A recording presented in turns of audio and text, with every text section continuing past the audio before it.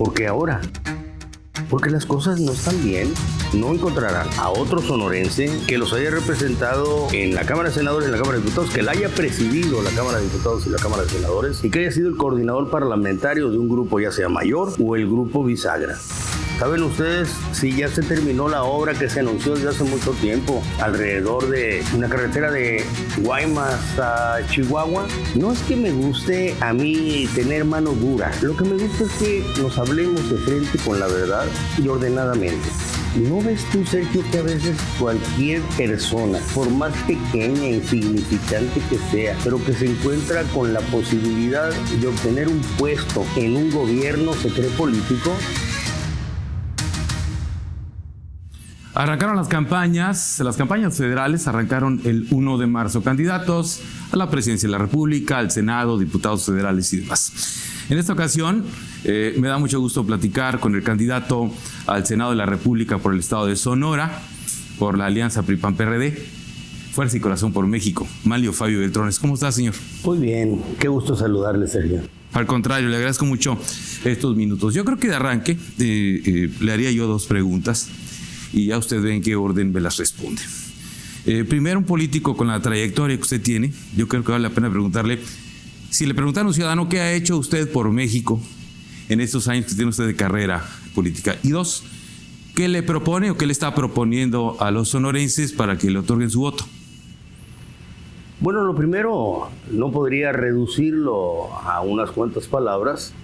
A final de cuentas, mi compromiso siempre ha sido en la búsqueda de acuerdos que permitan que las cosas pasen, que las cosas sucedan. Porque no es nada más la lucha política la que te tiene a ti entretenido por mucho tiempo, sino la construcción de algo más. Lo insignificante lo traen algunos otros personajes que han pasado sin pena ni gloria en Cámara de Diputados o en la Cámara de Senadores. En el caso mío, no encontrarán a otro sonorense que los haya representado en la Cámara de Senadores y en la Cámara de Diputados, que la haya presidido la Cámara de Diputados y la Cámara de Senadores, y que haya sido el coordinador parlamentario de un grupo, ya sea mayor o el grupo bisagra. Aquel que construye acuerdos. ¿Cuáles acuerdos?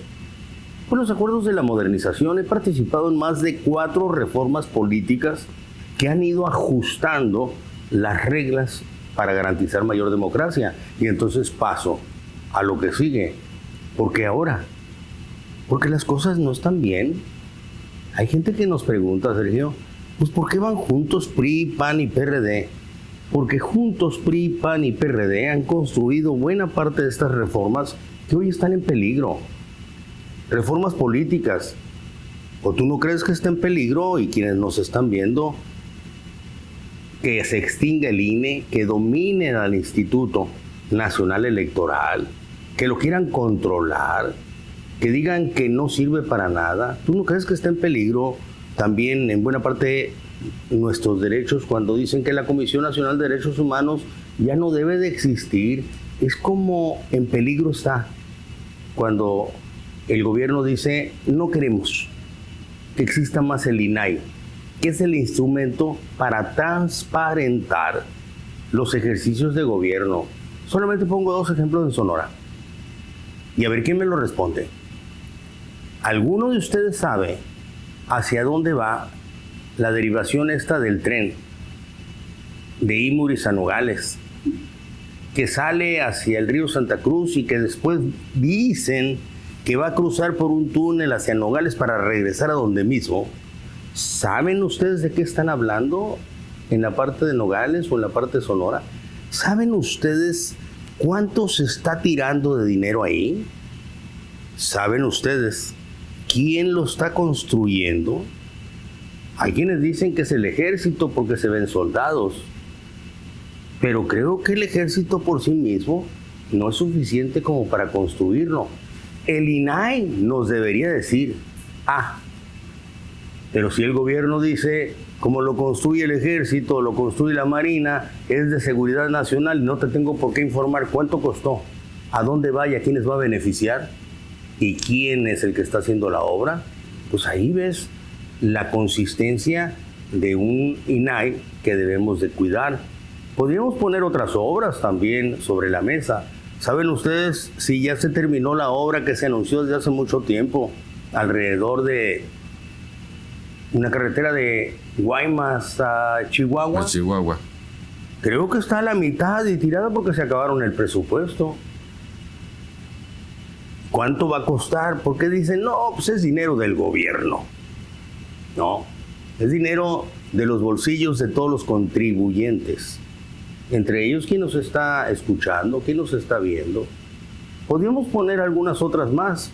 Vamos, se presume mucho sobre lo que es la obra que tienen en Puerto Peñasco. Energías limpias. La planta ¿Saben fotovoltaica. cuánto cuesta? Porque está saliendo también el pago de los bolsillos de todos. Hay quienes dicen que cuesta 3.500 millones, pero esos mismos sostienen que como no hay tendido eléctrico hacia Baja California, cuesta otros 3.500 millones hacer el tendido para llevar la energía a Baja California, porque no es energía que se vaya a consumir en Sonora. Yo creo que, así como esto, hay muchos ejemplos en la República que merecen ser transparentados, y para eso sirven las instituciones que hemos construido y que ahora queremos defender. Por eso es que yo estoy aquí pidiendo el voto de los sonorenses. Arrancó usted campaña, tuvo un arranque temático, por decirlo de algún modo, ¿no? Se concentró usted mucho en el tema de salud. ¿Por qué? Porque ese es el punto más doloroso. Por un lado, la poca atención en la salud dejó 800,000 muertos durante la pandemia y pospandemia. Vamos a decir, lo llaman los técnicos de la salud exceso de muertes. Como también hay un exceso de muertes, así le llaman técnicamente, en materia de seguridad pública. En este sexenio creo que vamos a llegar a tener 200,000 muertos por violencia, homicidios.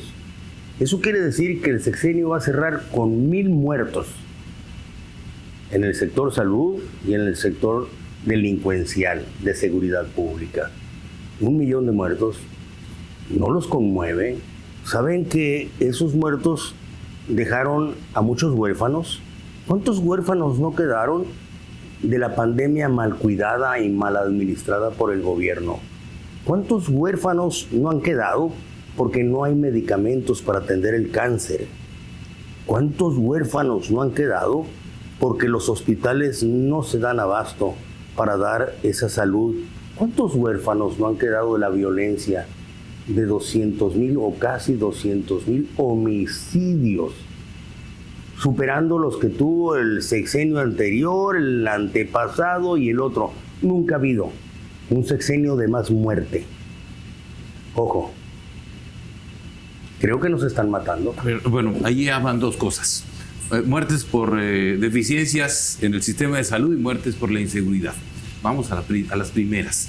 ¿Cómo llegamos, según su análisis, a tantas muertes, además de lo de la pandemia, en el sector, por los problemas en el sector salud? Pues porque el gobierno salió con ocurrencias. Tenía un seguro popular que posiblemente tenía sus deficiencias. A lo mejor había cosas para perfeccionarlo, pero era mejor que lo que inventaron.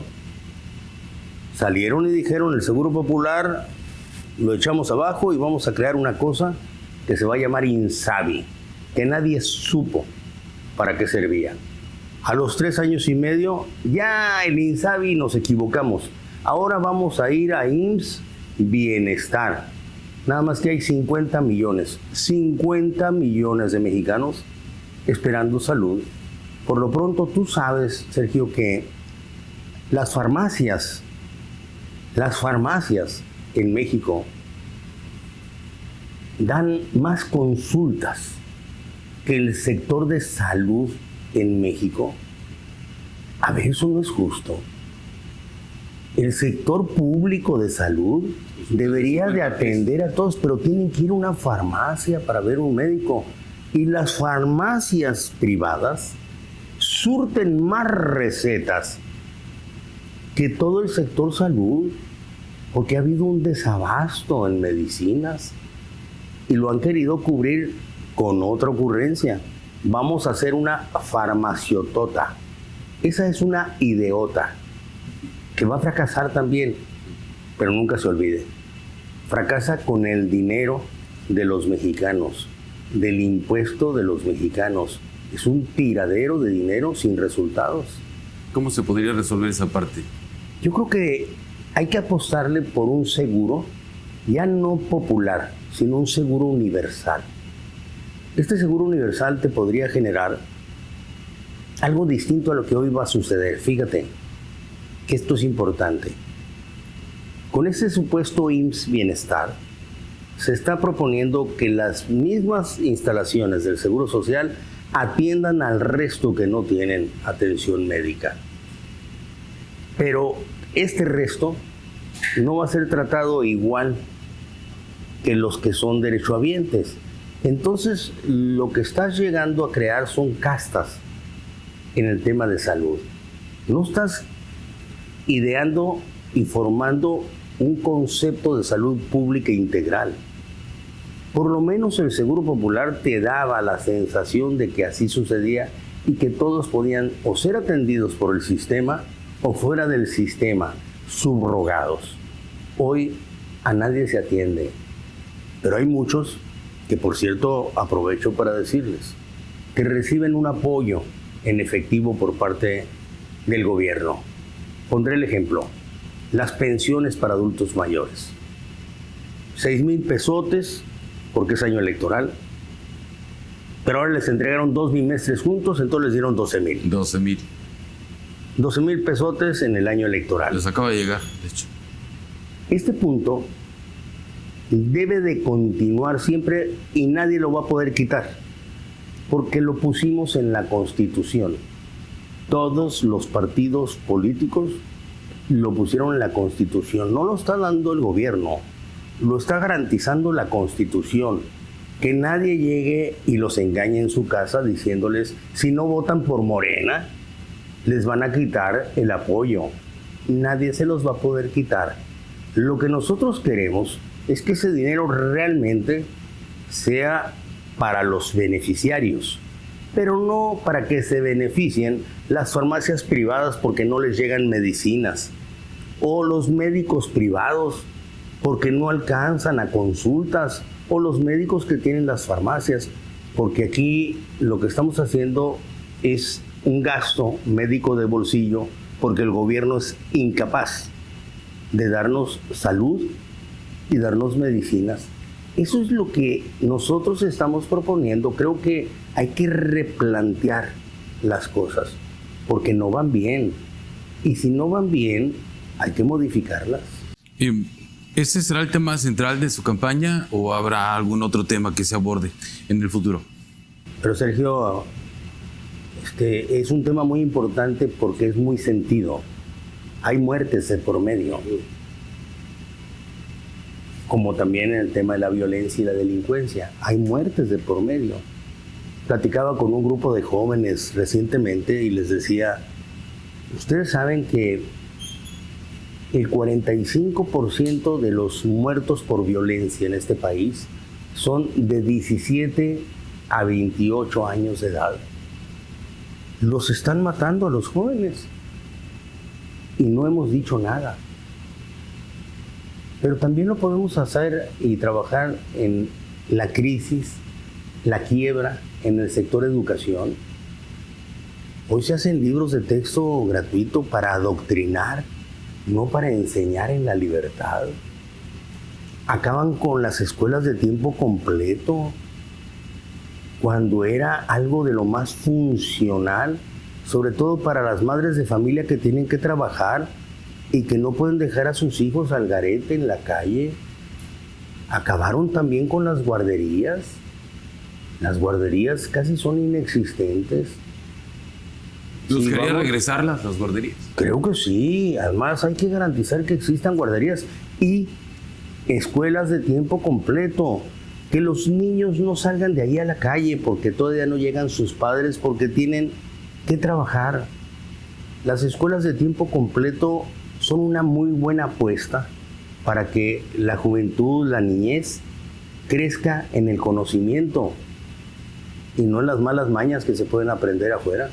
Déjeme regresar al tema de la seguridad, ya que lo menciona, porque recientemente la Fiscalía General de la República, es casi un dato oficial, porque la Fiscalía lo ha dicho, reconoce que están reclutándose menores de edad. Es un dato que yo recuerdo al menos haberlo leído desde el sexenio pasado, ¿sí? Que los grupos criminales estaban reclutando jóvenes menores de edad bajo una lógica muy macabra. Primero, pues la cuestión legal se facilitaba porque eran menores de edad, porque salían más baratos, ¿sí? Era más fácil pagarles poquito. Y la última, que es la más macabra de todas, eran fáciles de reemplazar. Ahora, ¿en qué momento, según el análisis de usted y su experiencia, hemos llegado a esto y cómo lo podemos parar? Dijimos hace un momento, Sergio, que los están matando a los jóvenes. Sí. Son carne de cañón, en buena parte, porque no nada más son a niños que arman para defender o para reclutar.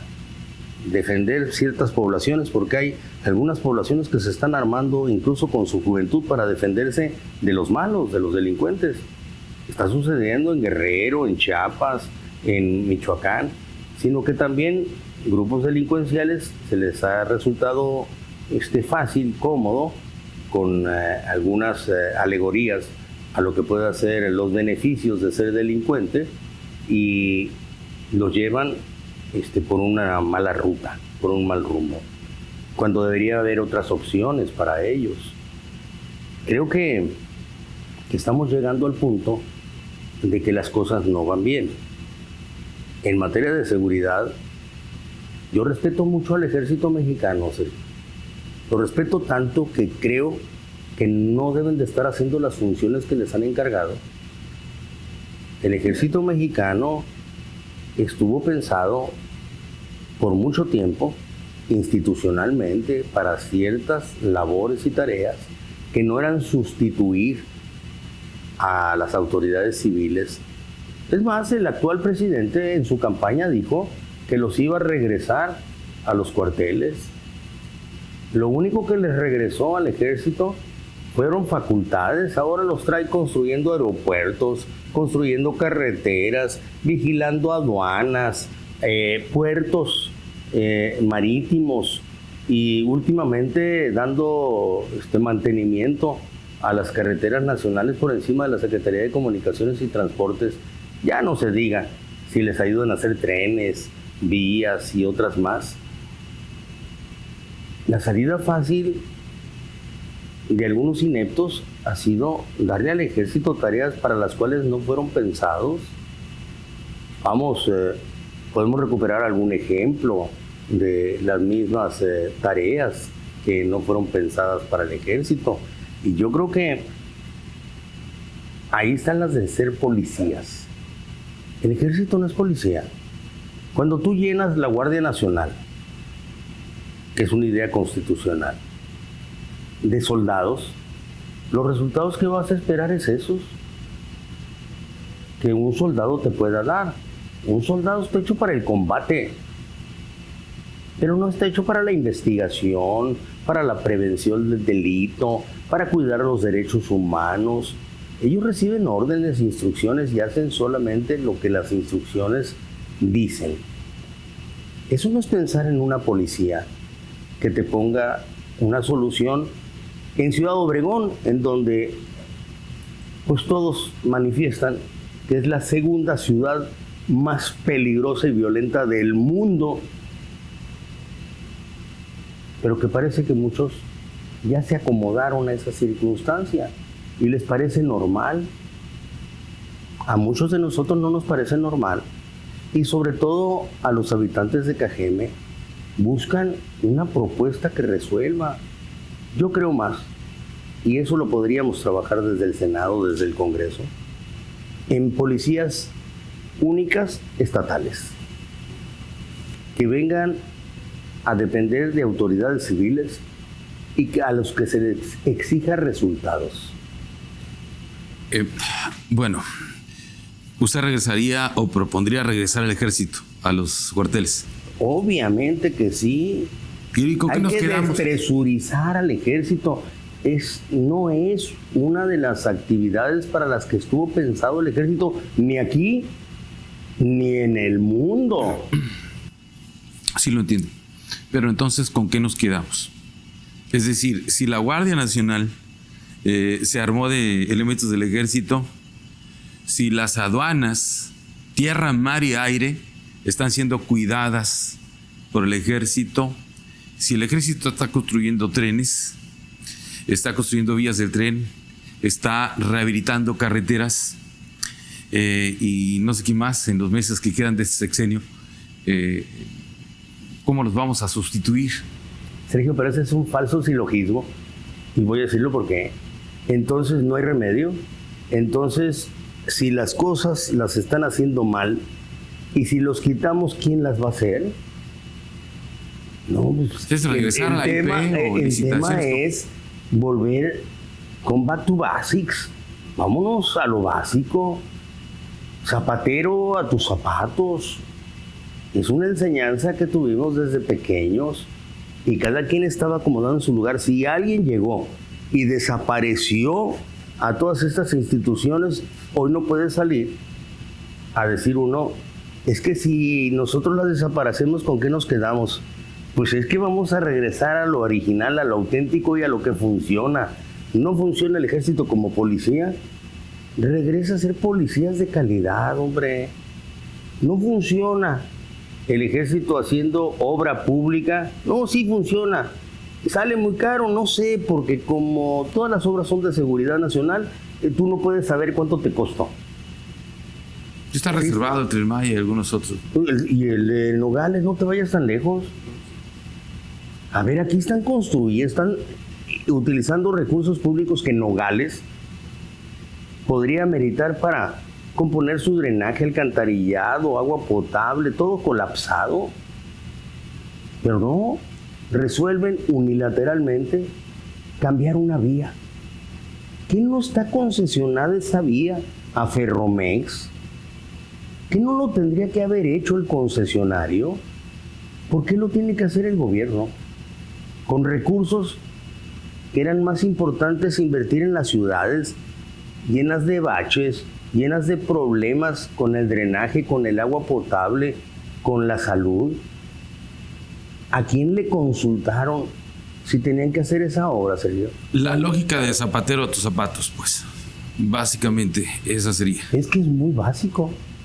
No necesita mucha ciencia. Si quieren, desarrollamos alguna otra idea, ocurrencia. Pero lo que funcionaba, démosle su valor. Lo que hoy no funciona, regresémoslo a su lugar. Es cuestión de orden, Sergio. A mí me critican porque hablo mucho de orden, porque me gusta el orden. No es que me guste a mí tener mano dura, no.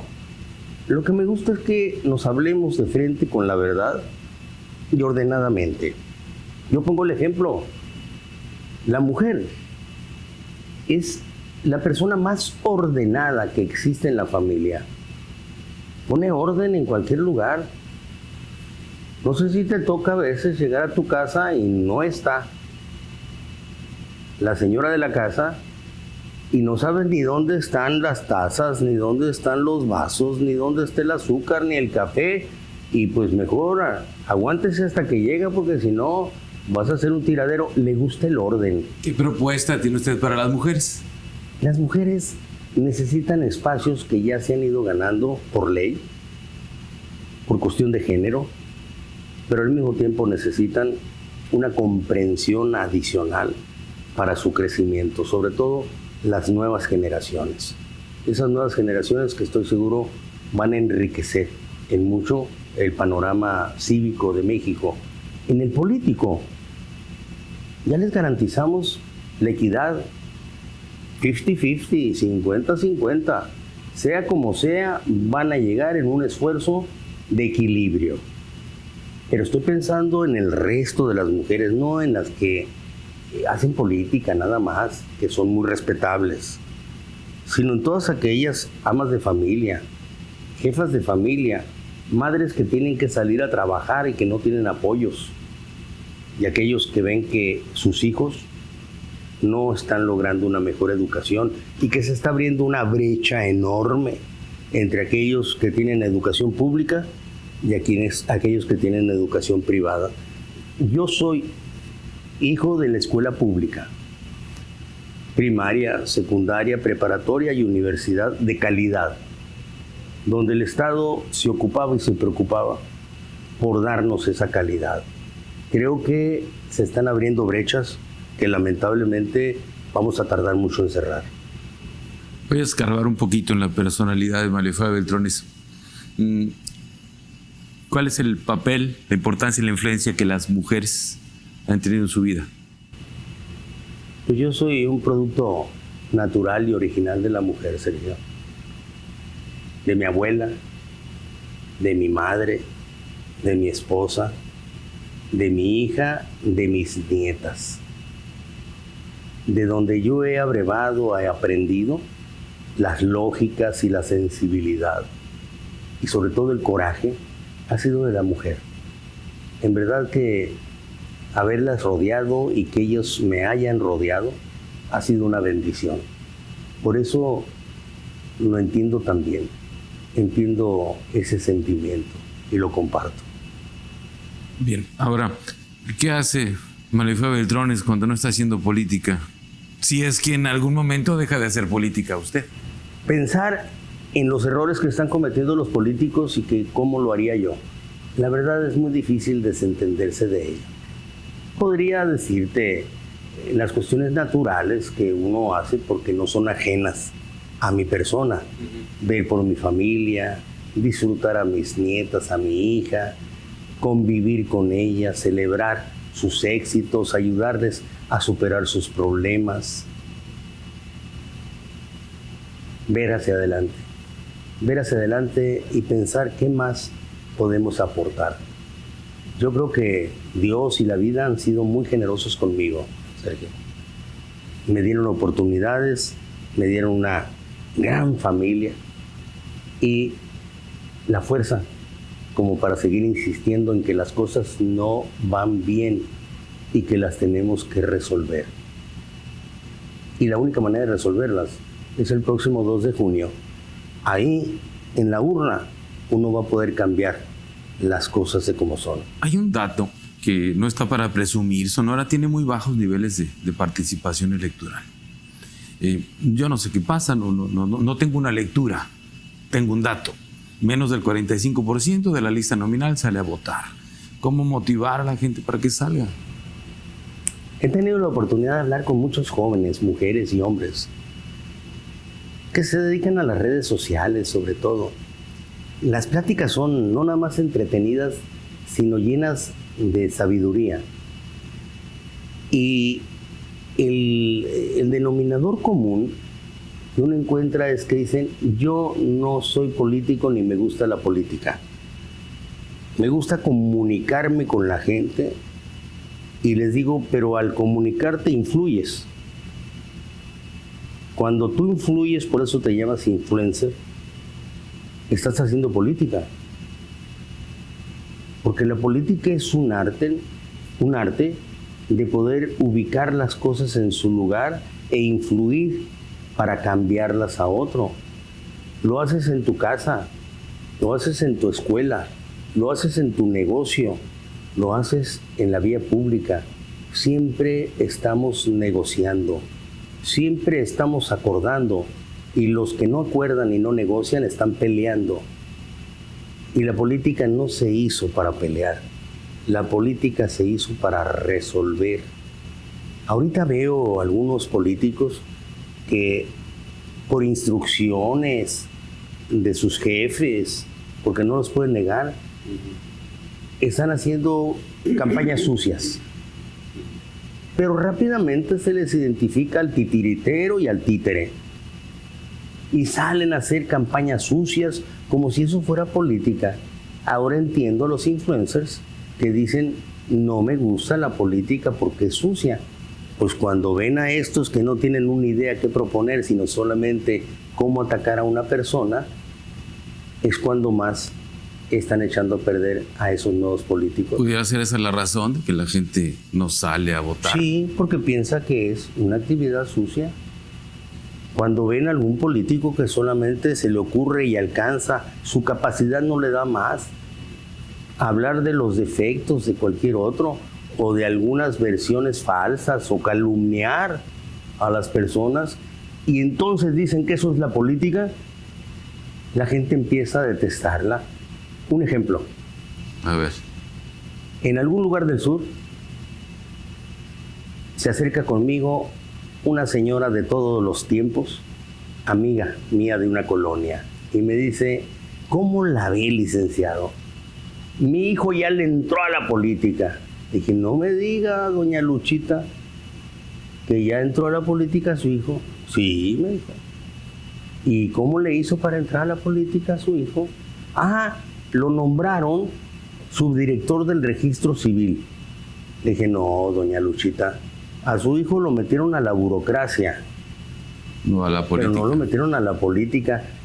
¿No ves tú, Sergio, que a veces cualquier persona, por más pequeña e insignificante que sea, pero que se encuentra con la posibilidad de obtener un puesto en un gobierno, se cree político y dice, yo ya estoy en la política? No, hay que distinguir muy bien al burócrata de los políticos. Por eso, algunos de los burócratas que salieron del gobierno actualmente y que se creen políticos son los que echan a perder el prestigio. ¿Cómo recuperarlo? Dándole a la política su lugar, hablando de frente con la gente y diciéndoles de qué se trata la política. La política se trata de acordar entre diferentes, de negociar entre distintos, de alcanzar acuerdos para beneficio de todos. No se trata de imponer nada. Cuando uno no tiene talento ni capacidad política, impone las cosas. Pero las cosas que se imponen duran corto tiempo. Ahora, me ha tocado, a lo largo de mi trabajo, me tocó cubrir una parte del sexenio de Marifé Beltrones cuando fue gobernador.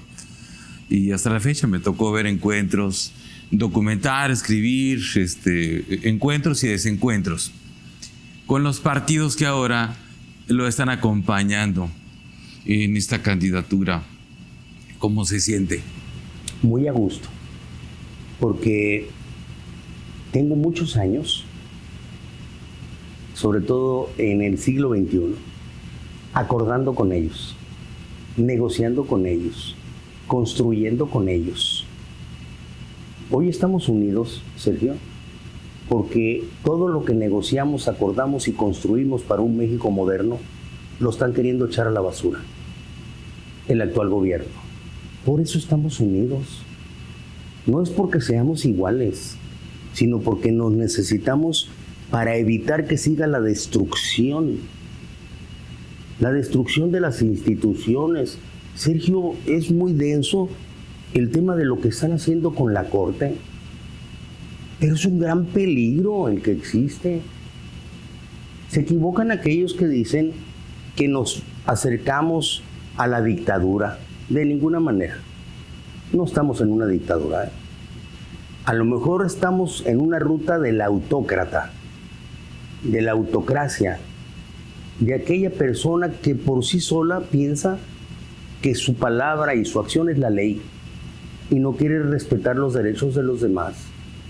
La Constitución, Sergio, se hizo para proteger a los ciudadanos, no para proteger al gobierno. Recordemos el principio fundamental. En base a la Constitución, un ciudadano puede hacer todo lo que no le está prohibido. Pero una autoridad solamente puede hacer lo que le está permitido. Permite la ley. Entonces, ¿para quién es la Constitución? La Constitución es para el ciudadano. no para la autoridad. Y hoy la quieren modificar de tal suerte que con una ley se haga una voz constitucional, porque le quieren quitar esa facultad a la Corte. Entonces se pierden los equilibrios.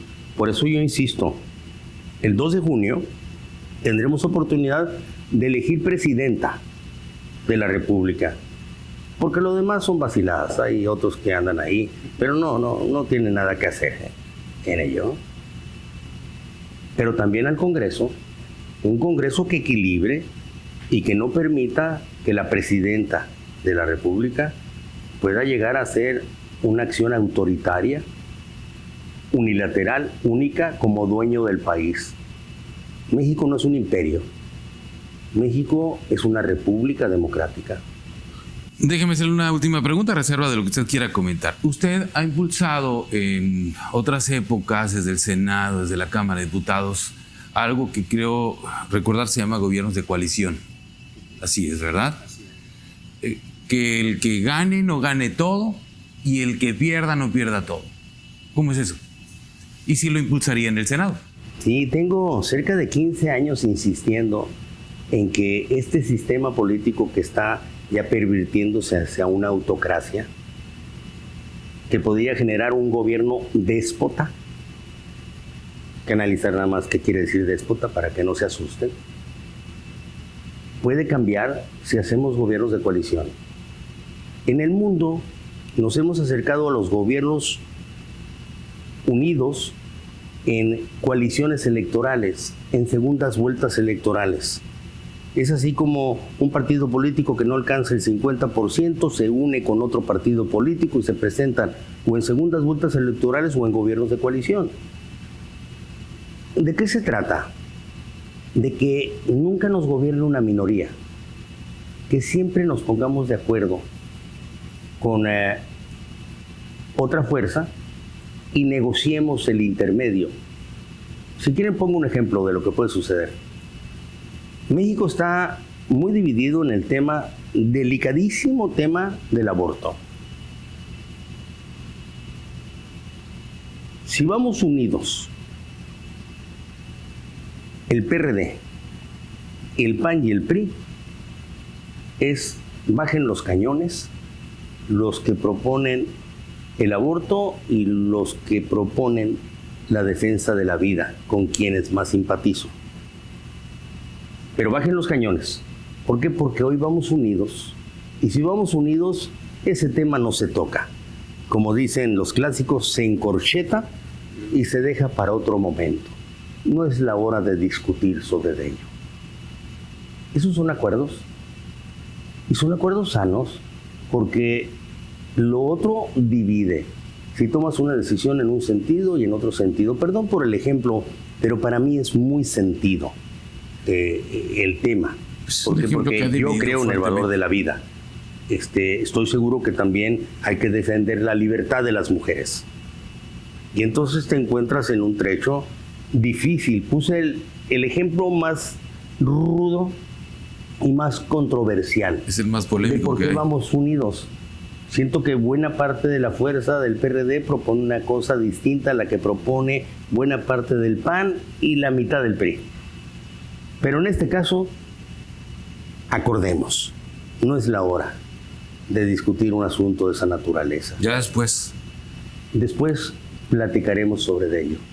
Entonces, quienes tenemos más valor por la vida y otros que tienen más aprecio sobre la libertad de la mujer, bajamos en buena parte los fusiles y decimos, acordemos en otras cosas en las que sí estamos de acuerdo. ¿En qué sí estamos de acuerdo? En que nuestra gente, nuestros niños merecen mejor educación. Hay que buscar darles salud, darles seguridad pública. ¿Cuánto tiempo hace que tú no te sientes seguro cuando tu hijo sale de tu casa y no sabes si va a regresar? ¿Cuánto tiempo hace que no se sienten seguros de que va a una fiesta tu hija o tu hijo y que puede regresar lesionada? ¿Cuánto tiempo hace que no te sientes seguro de salir de tu casa, dejarla cerrada y que no te la vayan a robar? O que vayan a desaparecer a tus hijos. Leí hace poco que aquí cerca de Hermosillo se encontraron cerca de 47 o 48 cadáveres. En el Cholludo. En el Cholludo. Era como para hacer un escándalo mundial. Fue una noticia de un día, de dos. Ya parece normal que eso suceda. Qué peligroso, Sergio, que normalicemos la violencia que quiere venir a invadirnos en nuestra intimidad. Qué peligroso que normalicemos que lleguemos a un hospital público y no nos atiendan, que no nos den medicinas. Qué peligroso es que nos acomodemos a lo que no está funcionando bien. Las cosas no van bien, Sergio. Hay que hacer que las cosas buenas pasen. Le agradezco mucho estos minutos. ¿Algo más que quiera comentar? Nada, muchas gracias por la oportunidad y pedirte la próxima también para comentar cómo avanzan las campañas y cómo estamos haciendo las propuestas para que en México las cosas buenas pasen y le beneficien a Sonora. De lo por hecho hacemos una segunda. Me encantará. Sí, para ver el avance. Gracias. Que le vaya muy bien. Gracias, muchas gracias. Gracias, Sergio. Hasta luego. Es Manlio Feo Beltrones, candidato al Senado de la República de la coalición PRI-PAN-PRD. Le recuerdo que esta entrevista ustedes la van a escuchar en las estaciones de la cadena Radiorama en el estado de Sonora y pueden verla completita en mi canal de YouTube, Sergio Valle Noticias. Suscríbanse ahí. Gracias.